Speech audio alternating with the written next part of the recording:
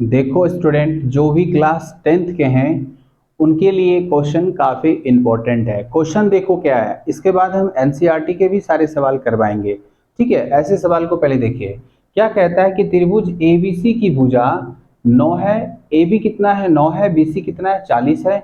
और AC कितना है? 41 है। ठीक है, तो बताइए कि सिद्ध कीजिए कि वह एक समकोण है, या फिर समकोण का मान बताइए, या पूछ देगा कि कौन सा समकोण, कौन सा एंगल समकोण है। ठीक है, ऐसे क्वेश्चन पूछते हैं। तो सबसे पहले जब इस प्रकार का क्वेश्चन दे तो हमको ये चेक करना पड़ता है कि यहाँ पर भुजा कितने दिया है। यहाँ देख लीजिए, इसका हल करते वक्त आपको करना क्या है कि सभी भुजा लिख लीजिए। तो देखिए भुजाएं कितनी कौन कौन है इसमें। तो भुजा है AB। AB कितना है? 9। ठीक है, उसके बाद BC कितना है? BC है 40। इसको लिख सकते हैं, यहाँ पे प्रश्न में दिया गया है, प्रश्न में दिया गया है। ठीक है, गया है। प्रश्न में क्या दिया गया है? AB बराबर 9, BC बराबर 40 और AC बराबर 41। ठीक है, जो पहले दिया गया है वो बनाइए। ठीक है, वो लिखिए पहले। उसके बाद क्या करना है हमको यहाँ। अब देखिए क्या कर रहा है, यहाँ पे पहले से बोल दिया कि समकोण त्रिभुज है। इसका मतलब क्या हुआ कि समकोण त्रिभुज में एक ठो रूल लगता है, वो आप सभी जानते होंगे कि समकोण त्रिभुज में एक रूल है कि कर्ण का स्क्वायर बराबर लंब का स्क्वायर जोड़ आधार का स्क्वायर।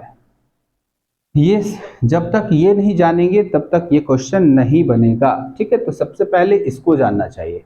तो देखिए, समकोण बनाने के वक्त हमें एक चीज का ध्यान क्या रखना पड़ता है। समकोण त्रिभुज बनाएंगे, देखिए समकोण 90 डिग्री के कोण को समकोण कहते हैं। तो सबसे पहले 90 डिग्री का एंगल कैसे बनता है, तो 90 डिग्री का एंगल बनाने के लिए हमको एक सीधा लाइन खींचिए और एक ऐसे मिला दीजिए। देखिए ये हमारा हो गया समकोण। ठीक है, ये क्या हो गया? समकोण। अगर हम इसको A मानते हैं, देखिए क्वेश्चन में क्या करा है, A और B कितना है? 9 है।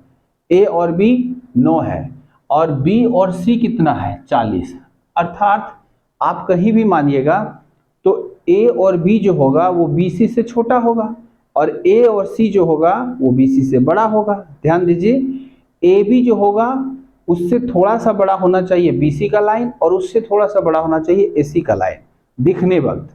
तो देखिए अगर हम इस प्रकार से बनाते हैं तो यहाँ A लिखें और यहाँ B लिखें और यहाँ पर अगर C लिखें तो B और C का लाइन कितना हो जाता है। देखिए B और C का लाइन 40, जो कि A और B के लाइन में A और B तक, A और B तो बड़ा दिख रहा है।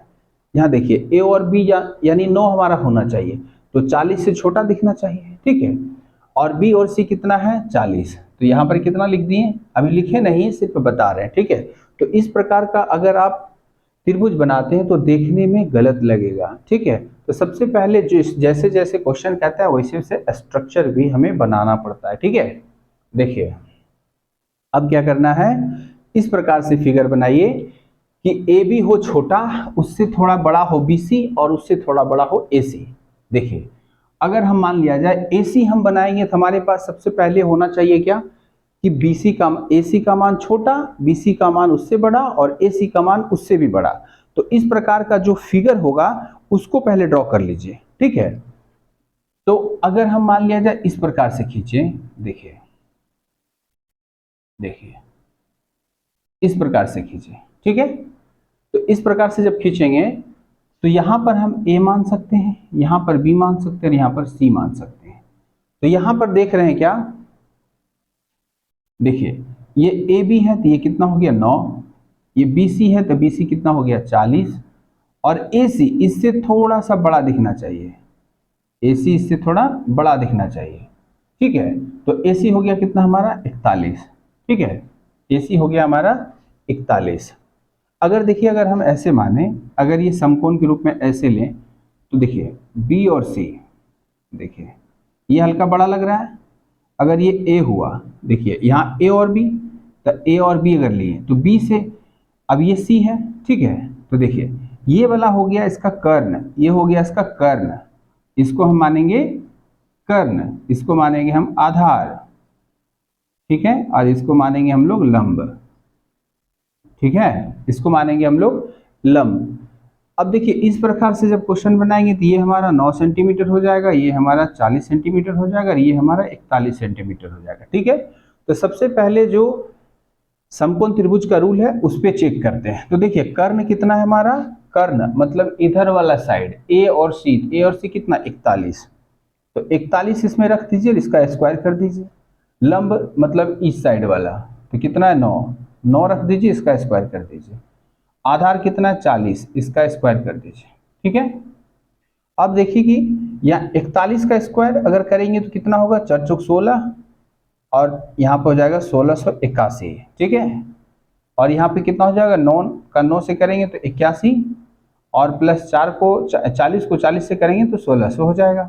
ठीक है, तो यहाँ देख रहे हैं क्या हमारे पास इधर 1681 आया और इधर भी जोड़ने पर 1681 आ गया। ठीक है, अर्थात वैल्यू चेक करने के बाद LHS का वैल्यू और RHS का वैल्यू, दोनों वैल्यू आपस में क्या दिख रहा है, देखिए आपस में दोनों वैल्यू बराबर दिख रहे हैं। ठीक है, इसका मतलब क्या हुआ कि ये कौन से रूल को फॉलो कर रहा है, अर्थात कर्ण का स्क्वायर अर्थात AC का स्क्वायर बराबर AB का स्क्वायर बराबर, ध्यान दीजिएगा क्या लिख रहे हैं, AC का स्क्वायर बराबर AB का स्क्वायर और फिर BC का स्क्वायर, BC का स्क्वायर। ये क्या हुआ, इस नियम को फॉलो किया और LHS और RHS दोनों आपस में बराबर आ गए, अतः ABC एक समकोण त्रिभुज हो जाएगा। यहाँ क्या लिखेंगे, अतः AB एक समकोण त्रिभुज है, समकोण त्रिभुज है। और अगर पूछे तो यहाँ पर कोण B क्या हो गया, समकोण हो गया, कोण B एक समकोण है, कोण B एक समकोण है। ठीक है, चलिए अब एक एनसीईआरटी का सवाल करा देते हैं। ये सवाल में अगर कोई डाउट हो तो फिर हमें कमेंट में पूछ लीजिएगा कि इसमें क्या आपको प्रॉब्लम है। ठीक है, चलिए एक एनसीईआरटी का सवाल करवाते हैं। ठीक है, देखो स्टूडेंट, आपको जब हम बोले थे कि जो त्रिभुज से संबंधित प्रश्न होते हैं एग्जाम में इस प्रकार से पूछे जाते हैं। ठीक है, क्वेश्चन फिर से देख लीजिए, ABC एक क्वेश्चन क्या है, ABC एक समद्विबाहु त्रिभुज है जिसमें AB AC के बराबर है और इन दोनों भुजा का मान 13 है। ठीक है, अब क्या कहता है, A से BC पर लंब की लंबाई 5 सेंटीमीटर है, तो BC का मान ज्ञात कीजिए। तो देखिए जो जो क्वेश्चन में पहले बोला है वो सब कर लीजिए।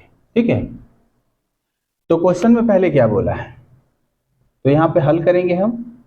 प्रश्न में क्या क्या दिया हुआ है कि एक समद्विबाहु त्रिभुज है जिसमें ये सभी चीज दिए गए हैं। देखिए समद्विबाहु का मतलब क्या होता है कि अगर हम ऐसे त्रिभुज बनाएंगे, ध्यान दीजिए, अगर हम इधर से ऐसे त्रिभुज बनाए तो अब आप देखिए क्या समद्विबाहु बोल रहा है, तो समद्विबाहु में हमको सम और द्वि, सम मतलब दो, सम मतलब समान, सॉरी सम मतलब समान और द्वि मतलब दो, द्वि मतलब दो और बाहु मतलब भुजा, बाहु मतलब भुजा। तो इस त्रिभुज से क्या क्लियर होता है, सम दो यानी समान दो बाहु, बाहु मतलब भुजा, तो दो बाहु उसका बराबर होना चाहिए। मान लिया जाए, देखिए ऐसे हम खींचे लाइन ऐसे, तब आपको इस फिगर में क्या दिख रहा है, देखिए आपको थोड़ा सा और जूम करके दिखाते हैं, बड़ा करके देखिए क्या दिख रहा है। देखिए दो चीज इसमें दिख रहा है ना बराबर, आपको दो त्रिभुज बराबर, दो भुजा बराबर दिख रहा है, बाकी बात बराबर नहीं दिख रहा है। ठीक है, ये बराबर हमारा नहीं है, तो हम क्या करेंगे, इसमें इस क्वेश्चन के अनुसार से लिखेंगे। देखिए ABC तीन ही चीज है इसमें, तो लिख दीजिए इसको A, इसको B और इसको C लिख दीजिए। ठीक, अब क्वेश्चन क्या कह रहा है, अकॉर्डिंग टू क्वेश्चन में अगर देखें तो हमारे पास AB बराबर है किसका, AC का, और ये दोनों भुजवा का मान है 13, मतलब इसलिए लिख दिया डायरेक्ट 13, अर्थात इधर भी 13 इधर भी 13। ठीक है, सेंटीमीटर। अब क्या कहता है कि A से जो है वो B पर लंब डाला गया, और लंब कहा जाता है जो एक बिंदु से चलकर किसी दो बिंदु के बीच में डाला जाए। ठीक है, तो देखिए ए से चला और बी सी पर लंब पड़ गया, इसका भी तो भाई कुछ नाम देना होगा जब यहाँ पॉइंट बना तो इसका नाम दे दीजिए डी। ठीक है, अब यहाँ पर क्या कह रहा है कि जो लंब